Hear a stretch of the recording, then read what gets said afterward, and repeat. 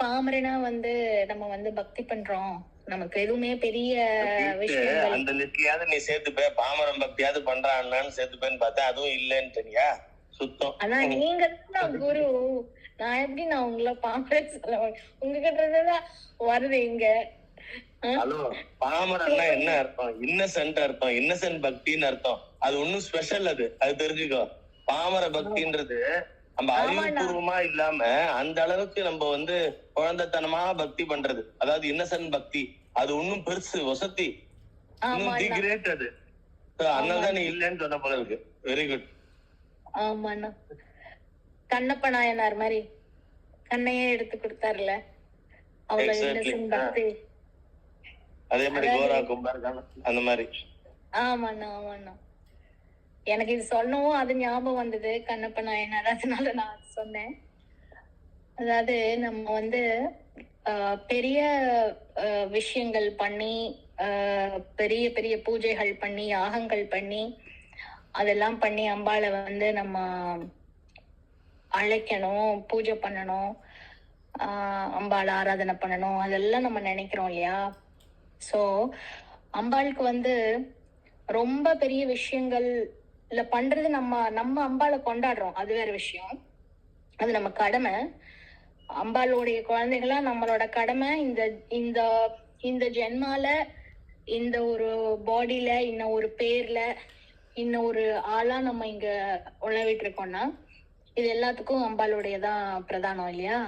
So இந்த அம்பாள் வந்து அண்ணா சொல்ற மாதிரி எப்படி ஒரு அபரிமிதமான கருணைனா, ஒரு விஷயத்த நம்ம கேட்காமையே நம்மள ஒரு விஷயத்த நம்மளுக்காக உருவாக்கி, அதுல நமக்கு ஒரு ஜீவனை கொடுத்து, அதுல வந்து அதை சப்போர்ட் பண்றதுக்கான உடலையும் கொடுத்து, அத வந்து நீ இதெல்லாம் உனக்கு பேக்கேஜா வச்சுட்டு அனுப்புறேன், நீ அங்க போய் நீ என்ன ரியலைஸ் பண்ணுமோ அதை நீ ரியலைஸ் பண்ணிட்டு திருப்பி என் கூட வந்து சேரணும் அப்படின்னு தான் அம்பாள் அனுப்புறா இல்லையா. சோ நம்ம வந்து அந்த அந்த அந்த ஒரு விஷயத்த வந்து எவ்வளவு பேர் அதை டெய்லியும் நம்ம ரியலைஸ் பண்றோங்கிறது தெரியல.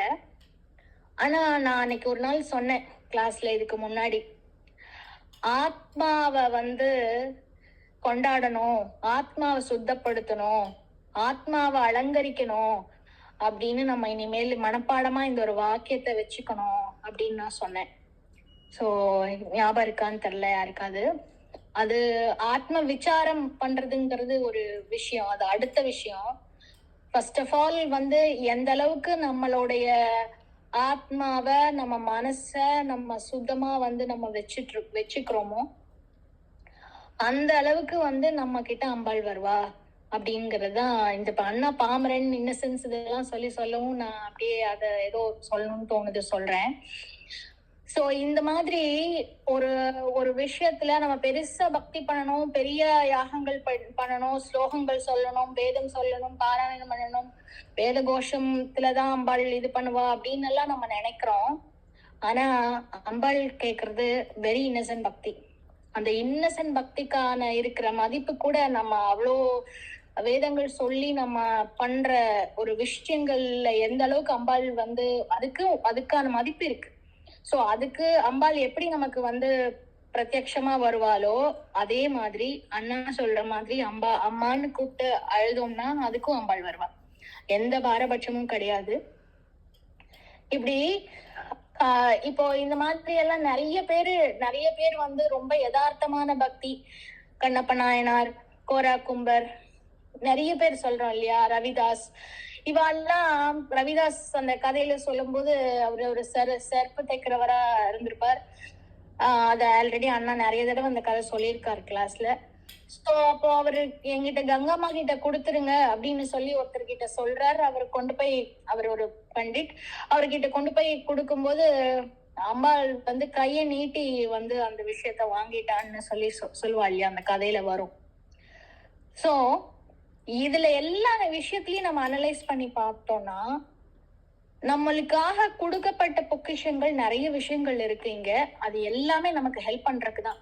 இந்த ஸ்லோகங்கள், லலிதா சாசநாமம், விஷ்ணு சாசநாமம், மத்த பல ஸ்லோகங்கள், மந்திரங்கள், இது எல்லாமே வந்து நமக்கு ஹெல்ப் பண்றதுக்காக, நமக்காக வந்து அபார கருணையோட இவ்வளவு சம்சார விஷயங்கள்ல தவிச்சிட்டு இருக்கிற விஷயங்கள் நம்ம பண்ண தப்புதான், தப்பு நம்ம பண்ணதுதான். நம்ம பண்ண தப்புன்னு நான் எதை சொல்றேன்னா, இந்த கர்மா விஷயங்கள் சொல்றேன். நம்ம ஏதோ பண்ணிருப்போம், அதை இன்னைக்கு நம்ம அது கஷ்டமான ஒரு சூழ்நிலையா நமக்கு வந்து நிக்கிறது இல்லையா. சோ எண்ட் ஆஃப் டே அன்னைக்கு வேற பேர்ல அண்ணா சொல்ற மாதிரி வேற பேர்ல வேற யாரோ ஒரு அம்மா அப்பாக்கு மனுஷனா பிறந்தமான்னு கூட தெரியாது, வேற ஏதாவது மிருகமா கூட பிறந்துக்கலாம். ஆனா இந்த ஜென்மால மனுஷ பிறப்பு, அந்த மனுஷ பிறப்புக்கு நமக்கான எல்லா விதமான சப்போர்ட்டிவ் ஃபேக்டர்ஸ், ஆர்டிஃபெக்ட்ஸ் எல்லாத்தையும் சேர்த்து பேக்கேஜா நமக்கு கொடுத்து இந்த பூமியில வந்து நீ போய் நீ ரியலைஸ் பண்றது பண்ணிட்டு வா அப்படின்னு சொல்லி அனுப்பியிருக்கா இல்லையா. நம்ம நிறைய நேரங்கள்ல பல விதமா நம்மளோட லௌகிகங்களுக்கான காரியங்களுக்காகவும், நம்மளுக்காகவும், நம்ம குழந்தைகளுக்காகவும், இல்ல நம்ம பேரண்ட்ஸ்க்காகவும் நம்ம ஓடின்னு இருக்கோம். ஆனா அதுல வரப்போற வந்து நமக்கு நடந்துட்டு இருக்கிற ஒவ்வொரு விஷயங்களுக்கும் காரணம் நம்ம தான். அந்த நம்ம பண்ணின விஷயம் தான் நம்மளுக்கு இன்னைக்கு வந்து நிக்கிறது அப்படிங்கறத வந்து நம்ம எந்த அளவுக்கு ரியலைஸ் பண்றோங்கிறது தெரியறது இல்ல. சோ நான் ஒரு ஒரு ஒரு ஒரு ஒரே ஒரு மெசேஜ் இப்ப நான் சொல்லிக்கிற விரும்புறது என்னன்னா, இந்த ஆத்மாவை அலங்கரிக்கணும் அப்படிங்கிற ஒரு இன்புட்டா எல்லாரும் ஒரு சீடா இன்னைக்கு போட்டுக்கோங்க. சோ இந்த ஆத்மாவை அலங்கரிக்கிறதுனா என்ன பண்றது அப்படின்னா ஒண்ணும் இல்ல. இன்னைக்கு நான் வந்து எந்த அளவுக்கு நான் என்னோட எண்ணங்கள் கண்ட்ரோல் பண்றதுங்கிறதுல வெரி டிஃபரெண்ட் சப்ஜெக்ட், நான் அதை சொல்லல. சோ நீங்க வந்து நான் மனசுல விதைங்க, லைக் நான் என் ஆத்மாவை சுத்தம் பண்ணிக்கணும், நான் வந்து ஆத்ம விசாரம் பண்ணணும் அப்படின்னு ஒரு சீட விதைங்க. அது that will take you to a different level. அதுவா உங்களுக்கு காமிச்சு கொடுக்கும் நம்ம எப்படி எல்லாம் வந்து பக்தி பண்ணணும், நம்ம எந்த அளவுக்கு ஸ்ரத்தையா இருக்கணும் அப்படிங்கறத வந்து உள்ள இருந்து அம்பாள் வில் கைட் யூ.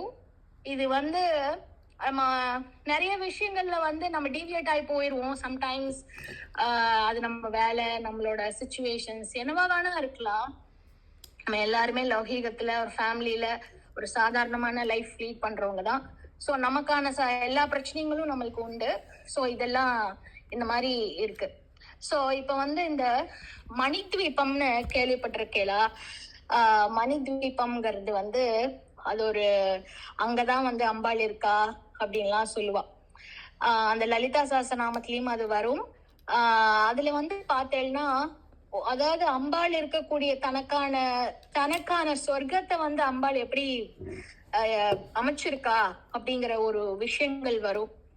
அதுல வந்து அதுல சொல்ல போனா அத வந்து கேட்க இப்படி எல்லாம் கூட ஒரு விஷயத்த வந்து அம்பாள் எவ்வளவு ஒரு கிரியேட்டிவ், அம்பாள் எவ்வளவு ஒரு கருணை, தனக்காக இருக்கிறவாள் எல்லாம் எப்படி தன் கோட்டைக்குள்ள வச்சு அம்பாள் வந்து பாதுகாத்துட்டு வரா அப்படிங்கறதெல்லாம் வந்து ரொம்ப பிரமிப்பா இருக்கு. அந்த விஷயத்த யூ கேனாட் ஈவன் ஒரு ஹியூமன் பிரெயின்ல வந்து நம்ம வந்து இப்படி எல்லாம் ஒரு இமேஜினேஷன் பண்ண முடியுமா அப்படின்னா எனக்கு தெரியல. ஏன்னா அந்த ஒரு அவ்வளோ ஒரு பிரகாசமான விஷயம். அதாவது சொல்றா, இந்த மணித்வீபமானதுங்கிறது வந்து அம்பாளுடைய கோட்டை, அம்பாள் வந்து வசிக்கிற இடம். நம்ம எப்படி இங்க மகாமேருள்ள அம்பாள் காமேஸ்வரன் காமேஸ்வரியா பிந்துல உட்காந்துட்டு இருக்கான்னு சொல்றோம் இல்லையா. சோ அந்த மாதிரி அங்க உட்கார்ந்துட்டு இருக்கா சொல்றோம் இல்லையா. அதேதான் இப்ப அதே கான்செப்ட் தான் இங்கேயும் நீங்க இமேஜின் பண்ணிக்கோங்க. அப்போ இங்க வந்து இதுக்கு கீழே வந்து பல கோட்டைகள், பல லேயர்ஸ் ஆஃப் வால்ஸ் சொல்றேன். அதுல வந்து அது எனக்கு ஞாபகம் இருக்கிற வரைக்கும் நான் சொல்றேன். அதாவது ஒவ்வொரு லேயர்ஸ்லயும் ஒவ்வொரு மெட்டல்ஸ்ல வந்து அந்த வால்ஸ வந்து பில்ட் பண்றக்கலாம் அம்பாள். அந்த ஒவ்வொரு லேயர்ஸ்லயும் அந்த ஒவ்வொரு லேயர்லயும் யார் அம்பாள பிரார்த்தனை பண்ற பக்தர்களுக்கு வந்து ஒவ்வொருத்தருக்கும் ஒவ்வொரு இடம். ஏதாவது ஃபர்ஸ்ட் அது முன்னாடி அவ சொல்ற ஒரு ஃபார் எக்ஸாம்பிள் நான் ஒரு பேலஸ வந்து எக்ஸ்பிளைன் பண்றேன்னு வச்சுக்கோங்க. வந்தீங்கன்னா just when you get in your driveway இருக்கும், அங்க பக்கத்துல வாசல் இருக்கும், வாசல் பக்கத்துல மரம் இருக்கும். இந்த மரத்துல இந்த வாசல் இந்த ஃபர்ஸ்ட் இந்த ரூம், இதுதான் லிவிங் ரூம், இங்கதான் நாங்க இங்க உட்காந்துருக்கோம், இதுதான் வந்து பெட்ரூம், இதுதான் வந்து பூஜா ரூம் அப்படின்னு நம்ம காமிக்கிறோம்ல. அந்த மாதிரி ஒரு விஷயம் தான் இது. அப்போ ஒரு சொல்ற ஒரு வால், அந்த ஃபர்ஸ்ட் என்ட்ரன்ஸ், அந்த ஃபர்ஸ்ட் இந்த வால் இதுலதான் வந்து அம்பாளுக்கு வந்து வந்து பாக்குறவாள் எல்லாம் வந்து அவ சொல்றா இந்த இமேஜினேஷன். இது வந்து நீங்க எப்படி எடுத்துக்கல உங்களோட இமேஜினேஷனுக்கு கொண்டு போய்க்கோங்க. அந்த வாகனங்கள் எல்லாம் வந்து முன்னாடி நிக்கிறதுக்குன்னு ஒரு பெரிய இடமா. அப்புறம் அந்த ஒவ்வொரு லேயரும் ஒவ்வொரு மெட்டல்ல. ஃபார் எக்ஸாம்பிள், இப்ப ஃபர்ஸ்ட் ஒரு லேயர், அந்த ஃபர்ஸ்ட் லேயர்ல வந்து ஒரு மெட்டல், எக்ஸாம்பிளுக்கு ஒரு காப்பர்னு வச்சுக்கோங்க. இந்த காப்பர் அதுக்குன்னு தனித்தனி விஷயங்கள் இருக்கு. பட் நான் இப்ப வந்து நான் வந்து ஜிஸ்டா தான் சொல்றேன். நான் உங்களுக்கு இன்னொரு நாள் வந்து நான் ஃபுல்லா இதை பத்தி ஃபுல்லா நான் இன்னொரு நாள் சொல்றேன். சோ இது வந்து ஒவ்வொரு லேயர். சோ இந்த லேயர், அந்த லேயர்ல யார் உட்கார்ந்துருப்பான்னா, இப்போ சொல்றோம் இல்லையா, தேவி கட்கமாலையில போனா அவ வந்து ஒவ்வொரு லேயர்ல ஒவ்வொரு தேவதா என்னென்ன எவ்வளவு நவ ஆவரணம்னு சொல்றோம் இல்லையா. சோ அந்த ஒவ்வொரு 9 லேயர்ஸ், அந்த 9 லேயர்ஸ்ல வந்து ஒவ்வொரு லேயர்லயும் யார் யாரு தங்கிட்டு இருக்கா அப்படின்னு. சோ அந்த ஒவ்வொரு லேயர்லயும் கடைசி லேயர்ல, அதாவது ஃபர்ஸ்ட் இந்த பிகினிங் லேயர்லனா அம்பாலோட பக்தர்கள் எல்லாத்தையும் அம்பாள் அதுல வச்சிருக்கலாம், அங்க வந்து கொடுத்திருக்கலாம். ரெண்டாவது லேயர்னா இதுல வந்து இந்த தேவி கட்கமாலையில வர இந்த வர தேவதைகள் எல்லாம் வந்து அதுல இருப்பாளாம். அப்புறம் மூணாவது லேயர்ல அந்த அம்மாள் மேல ரொம்ப தீவிர பக்திகள் எல்லாம் பண்ணிட்டு இருந்த ஒருத்தர் வந்து அந்த சன்னியாசர்கள் மாதிரி அவர்கள்லாம் இருப்பாங்க. அதுக்கு அடுத்த லேயர்ல வந்து தம்பதி சமேதமா உட்கார்ந்து அம்பாள வந்து நித்தியம் தியானம் பண்றவங்களை வந்து உட்கார வச்சிருப்பாளாம். இப்படியே வரும்போது ஒரு 7வது, எனக்கு அதை கேட்கும் போது எனக்கு என்ன தோணுச்சுன்னா, ஒரு 7th லேயர்ல வந்து அம்பாளை பக்தி பண்ணி நித்தியமும் பக்தி பண்ணிட்டு இருக்க வாளுக்கெல்லாம் வந்து ரொம்ப இஷ்டமான வாழை வந்து இந்த 7வது லேயர்ல உட்கார வச்சிருப்பாளாம். நான் தான் நினைச்சேன் அது கேட்கும் போது, நமக்கு அந்த லேயர்ல அம்பாள் நம்மள உட்கார வைக்க மாட்டாளா? அம்பாள் எங்கேயோ உட்காந்துட்டு இருக்கா, எவ்வளவோ படிக்கு மேல உட்காந்துருக்கா. பட் நம்மள வந்து ஒரு 7th லேயர், அந்த 7th லேயர்ல சொல்றா ரொம்ப இஷ்டமானவாளிய வந்து அந்த 7th லேயர்ல வந்து உட்கார வச்சிருக்காள். அம்பாள் மடியில நீ உட்கார்ந்து இருக்கடா செல்லம்.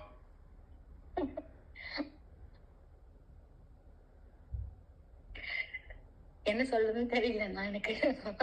நீங்க என்ன தப்பா நினைச்சுக்காது, ஒண்ணும் சொல்லல. எனக்கு சில நேரங்கள்ல என்ன சொல்றதுன்னு தெரியல, அதனால நான் அமைதியாயிட்டேன். அந்த மாதிரி சொல்வா. அப்புறம் ஒரு லேயர் ஃபுல்லா வந்துட்டு, அதாவது அவ சொல்றா ஃபர்ஸ்ட் லேயர் ஆஃப் இதுல ஒரு வால், அந்த வால்ல வந்து காப்பர். செகண்ட் ஒரு எக்ஸாம்பிளுக்கு சொல்றேன், நான் உங்களுக்கு இன்னொரு நாள் கரெக்டா எல்லாமே நான் உங்களுக்கு சொல்றேன். இன்னைக்கு நான் ஜஸ்ட் ஒரு ஜிஸ்டா தான் சொல்றேன், மேலோட்டமா சொல்றேன். செகண்ட் லேயர்ல வந்து இந்த மாதிரி ஒவ்வொரு மெட்டல், அடுத்து வந்து அயன்னு வச்சுக்கோங்க. அடுத்த லேயர்ல வந்து இன்னொரு மெட்டல் பிளாட்டினம்னு வச்சுக்கோங்க. அதுக்கு அடுத்த லேயர்ல கோல்டு அப்படின்னு போயிட்டே இருக்கணுமா. அதுல வந்து அது நிறைய மலர்கள் இருக்குமா. ஒரு சில அப்படியே க்ளோசர் அம்பாள்ல இருக்கிற அந்த காமேஸ்வரி உட்கார்ந்து இருக்கிற அந்த உச்சி பீடத்துல இருந்து க்ளோசரான சர்க்கிள்ல வந்து அப்படியே க்ளோஸா போக போக ஒரு லேயர் ஃபுல்லா வாராகி, மாதங்கி இவெல்லாம் உட்காந்துருப்பாளாம். அப்புறம் இன்னொரு அடுத்த இதுல இருந்து லோபாமுத்ரா இவெல்லாம் உட்காந்துருப்பாளாம். சோ அந்த மாதிரி அங்கே வசிப்பாளாம். இதெல்லாம் அது இல்லாம ருத்ரனுக்கு தனி, அந்த மாதிரி தனித்தனியான ஒரு இதுவும் கொடுத்திருப்பாளாம். சோ அவ வந்து எப்படி நம்ம வந்து கைலாசம்னு நம்ம பெரிய பிரதானமா கைலாசம் பேசுறோமோ, வைகுண்டம்னு பெருமாளை பேசுறோமோ, அந்த மாதிரி அம்பாளுக்குன்னு ஒரு ஸ்வர்க்கம். அதாவது எல்லாமே ஒண்ணுதான். ஆனா நம்ம ரூபமா பாக்குறோம் இல்லையா. இப்ப எல்லாத்துக்கும் என்ன கைலாஷ் அப்படின்னா, ஆஹா கைலாஷ் பரமசிவன் வசிக்கிற இடம். பரமசிவன் தனியா இல்ல, அங்கேயும் காமேஸ்வரியோட தான் அம்பாலோட தான் இருக்கார். அதே மாதிரி இங்க பெருமாள் தனியா இல்ல, லக்ஷ்மியோட தான் இருக்கார். அந்த மாதிரி இது வந்து அம்பாளுக்குன்னு உள்ள ஒரு மணித்வீபம்ங்கிற விஷயம் வந்து அம்பாளுக்குன்னு உள்ள கோட்டை. அந்த கோட்டையில தன் ராஜ்யத்தை, தனக்கு இஷ்டமானவங்களை ரொம்ப பக்கத்துல வச்சு அம்பாள் அவங்களுக்கான மதிப்பை கொடுத்து ரொம்ப பக்கத்துல வச்சிருக்காளாம். எல்லாம் சொல்றா அந்த அம்பாள் இருக்கிற கோட்டை, அம்பாள் இருக்கிற அந்த பிளேஸ் வந்து பல ஒரு 1000 சூரியன் இருந்தா ஒரு சூரியனே நம்ம நேரா பார்க்க முடியாது.